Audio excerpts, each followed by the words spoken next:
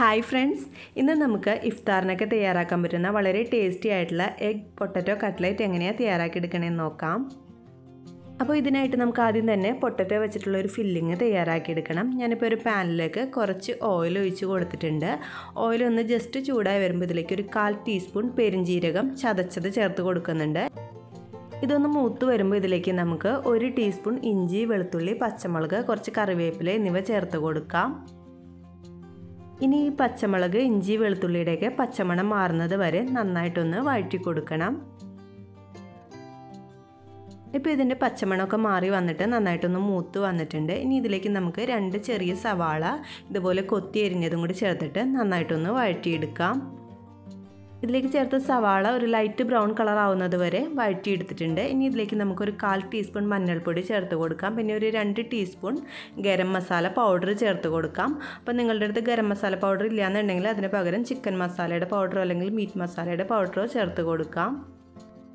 ഇതിലേക്ക് ചേർത്ത മസാലപ്പൊടിയുടെ പച്ചമണമൊക്കെ മാറുന്നത് വരെ നന്നായിട്ടൊന്ന് വഴറ്റി കൊടുക്കാം. നിങ്ങൾക്ക് വേണമെന്നുണ്ടെങ്കിൽ ഇതിലേക്ക് മുളക് പൊടിയൊക്കെ ചേർത്ത് കൊടുക്കാം കേട്ടോ. ഞാനിപ്പോൾ ഈ ഒരു ഗരം മസാല മാത്രമേ ചേർത്ത് കൊടുക്കുന്നുള്ളൂ. ഇനി ഇതിലേക്ക് നമുക്കൊരു 3 വലിയ ഉരുളക്കിഴങ്ങ് പുഴുങ്ങി പൊടിച്ചതും കൂടി ചേർത്തിട്ട് നന്നായിട്ടൊന്ന് മിക്സ് ചെയ്തെടുക്കാം. നമ്മൾ വഴറ്റിയെടുത്ത ആ ഒരു മസാല ഉരുളക്കിഴങ്ങിലേക്ക് ആവുന്ന രീതിയിൽ എല്ലായിടത്തോട്ടും നന്നായിട്ടൊന്ന് മിക്സ് ചെയ്ത് കൊടുക്കുന്നുണ്ട്. ഇനി ഇതിലേക്ക് കുറച്ച് മല്ലിയിലയും ചേർത്ത് കൊടുക്കുന്നുണ്ട്. ലാസ്റ്റായിട്ട് ആവശ്യത്തിന് ഉപ്പും കൂടി ചേർത്ത് കൊടുത്തിട്ട് നന്നായിട്ട് വീണ്ടും ഒന്ന് മിക്സ് ചെയ്തെടുക്കുന്നുണ്ട്. ഉരുളക്കിഴങ്ങിൽ വലിയ കട്ടകളൊക്കെ ഉണ്ടെന്നുണ്ടെങ്കിൽ ഇത് നന്നായിട്ടൊന്ന് ഉടച്ചെടുക്കണം. എന്നാലേ നമ്മൾ മുട്ട വെച്ചിട്ട് പൊതിഞ്ഞെടുക്കുമ്പോൾ നല്ല സ്മൂത്തായിട്ട് കിട്ടുള്ളൂ. ഇതിപ്പോൾ നന്നായിട്ടൊന്ന് മിക്സ് ചെയ്ത് കൊടുത്തിട്ടുണ്ട്. ഇനി നമുക്ക് ഗ്യാസ് ഓഫ് ചെയ്ത ശേഷം വേറൊരു പാത്രത്തിലേക്ക് മാറ്റാം.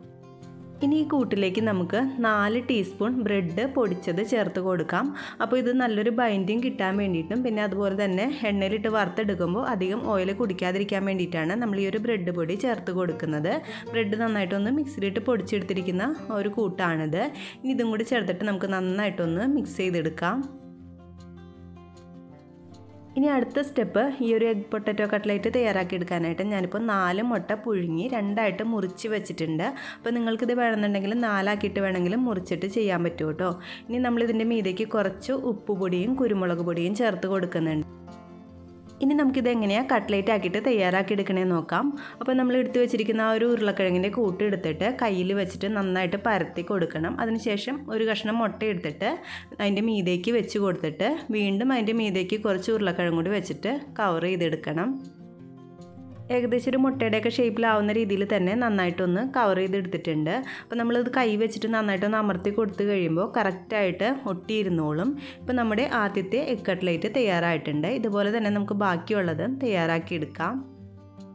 ഇപ്പോൾ എല്ലാ കട്ട്ലേറ്റും അതുപോലെ തന്നെ തയ്യാറാക്കി എടുത്തിട്ടുണ്ട്. ഇനി നമുക്കിത് മുട്ടയിൽ മുക്കിയിട്ട് ബ്രെഡ് പൊടിയിൽ പൊതിഞ്ഞെടുക്കാം.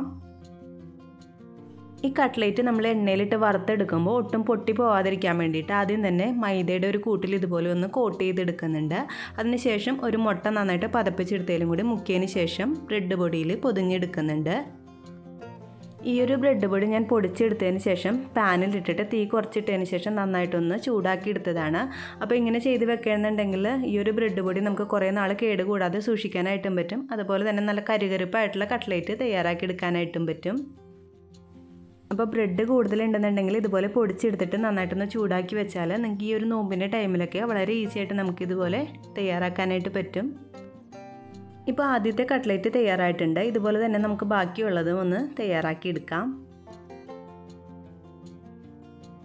ഈ ഒരു കൂട്ടിൽ നിന്ന് ഞാനിപ്പോൾ 7 കട്ട്ലേറ്റ് തയ്യാറാക്കി എടുത്തിട്ടുണ്ട്. അപ്പോൾ അത്യാവശ്യം വലിപ്പമുള്ളൊരു കട്ട്ലേറ്റ് ആണിത്. ഒരെണ്ണം കഴിച്ചാൽ തന്നെ നമ്മുടെ വയറ് നിറയും. അപ്പോൾ ഇനി ഇത് നമുക്ക് എണ്ണയിലിട്ടിട്ട് വറുത്തെടുക്കാം. എണ്ണ ഒരു മീഡിയം തീയിലിട്ടിട്ട് വേണം ചൂടാക്കി എടുക്കാനായിട്ട്. ചൂട് കുറഞ്ഞു കഴിഞ്ഞാൽ നമ്മുടെ കട്ട്ലേറ്റ് പൊട്ടിപ്പോവും. അതുപോലെ ചൂട് കൂടിയാൽ ഇത് പെട്ടെന്ന് കരിഞ്ഞും പോവും. അപ്പോൾ ഒരു മീഡിയം തീയിലിട്ടിട്ട് വേണം ഇത് ഫ്രൈ ചെയ്തെടുക്കാനായിട്ട്. ഇത് ഇട്ട് കൊടുത്തതിന് ശേഷം അപ്പം തന്നെ ഒന്ന് ഇളക്കി കൊടുക്കരുത്. ഇളക്കി കൊടുത്താൽ പെട്ടെന്ന് തന്നെ പൊട്ടിപ്പോവും.